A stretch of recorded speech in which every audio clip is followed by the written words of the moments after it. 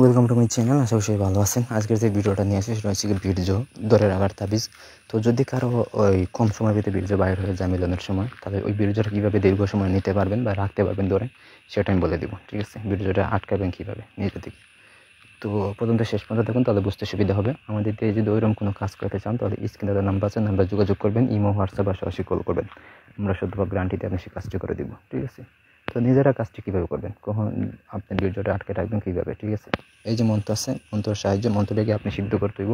11,000 বা জপ করে সিদ্ধ করবেন যে কোনো দিন, যে কোনো সময়। ঠিক আছে, তো সিদ্ধ করার পর আপনি করবেন কি, এই যে মন্ত্র আছে মন্ত্রটি লিখবেন একটা তাবিজে, এবং লেখার সময় 7 বার মন্ত্রটি পাঠ করবেন। পাঠ করে আপনার যে লিঙ্গ আছে, লিঙ্গতে আপনি ফু দিবেন। ঠিক আছে, ফু দেওয়ার পর আপনি তাবিজটা লিখবেন, একটা তাবিজ লিখবেন সুন্দর করে লিখে, ওটা আপনি একটা কামে বলবেন। কামে বলার পর আপনি এই তামার বা রূপার কামে বলবেন। ঠিক আছে, বইটা আপনি ওটা আপনার কোমরে বেঁধবেন, বা এই বাঁধার পর আপনি এই সহবাসটা মিলন করবেন।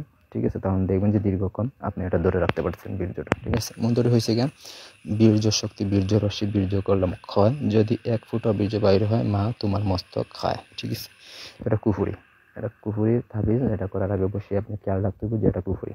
আপনি কুফুরি জেনে শুনে করতে হইব, তারপর কাজ করবেন, অবশ্যই কাজে ফলাফল পাইবেন। আর যদি নিজেরা করতে না চান কুফুরি দিকে, আমাদেরকে বলবেন, আমরা এখান থেকে তাবিজ রেডি করে দিব আপনাদেরকে।